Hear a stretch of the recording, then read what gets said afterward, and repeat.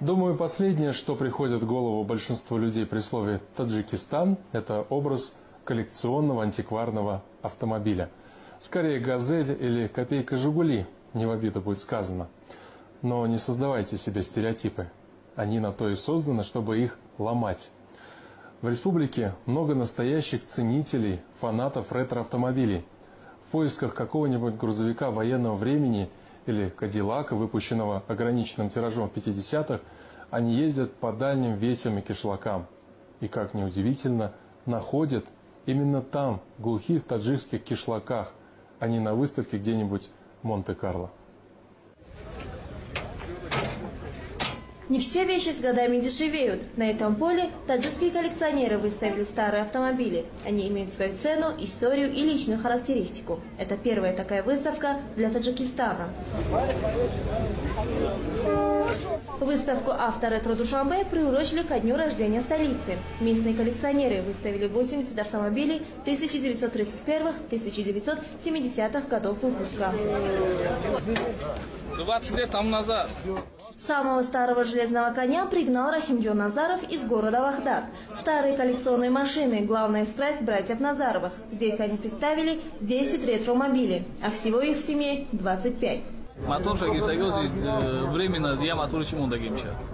«Опель Адмирал» – старейший и самый дорогой автомобиль в стране. Особая гордость Назаровых. На сборку и ремонт Рахимджон потратил почти 20 лет жизни, но какие-то запчасти не может найти до сих пор. Для «Опель Адмирал» найти запчасти очень сложно. Какие-то мы приобретали за рубежом, некоторые переделывали сами. Сборка таких автомобилей – очень тяжелая работа, требующая терпения. Сейчас осталось немного доделать. Как все закончим, тогда подарим городу. Абдушукур Динаев никому не собирается дарить свой боевой автомобиль, не думает и о продаже, хотя ему постоянно предлагают хорошую цену.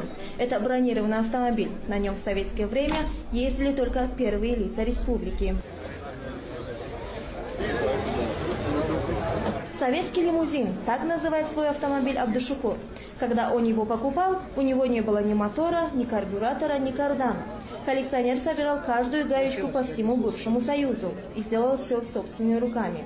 Лимузин по всем меркам раритетный. Эту марку выпустили в 30-х годах в количестве всего 12 штук.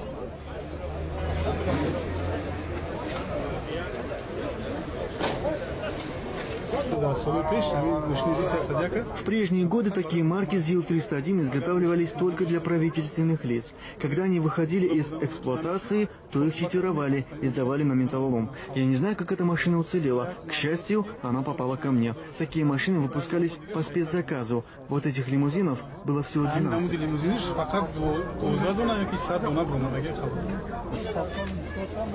Выставка коллекционных автомобилей стала неожиданным подарком для неизбалованных душанбинцев. Видя такой интерес, власти города предложили клубу ретроавтомобилистов помещение для их драгоценных антикварных экземпляров.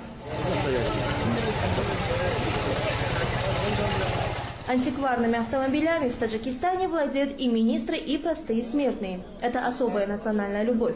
Попавшие на выставку, иностранные экспаты не скрывали удивления, что в такой небогатой стране есть такие авто и такое сообщество коллекционеров-фанатиков.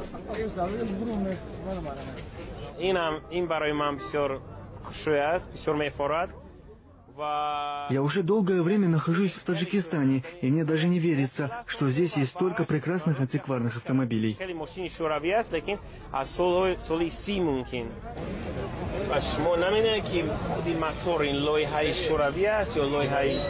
Англичанин Дэвид Харпер в Душанбе впервые увидел модель старой европейской машины. Это знаменитый «Опель», который делали на заказ для первых лиц государств.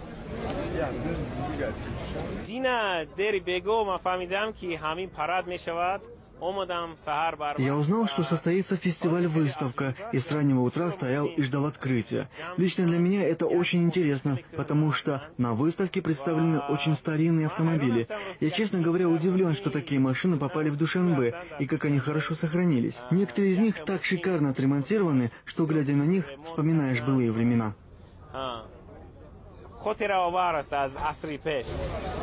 Владельцев коллекционных авто мало интересует их функциональное предназначение.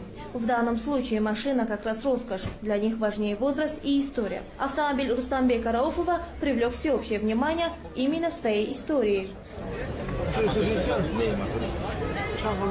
Вездеход ГАЗ-67Б – военная машина. В годы Великой Отечественной войны на ней ездили генералы армии и в силу технических характеристик разведчики. Такой больше ни у кого нет, говорит хозяин.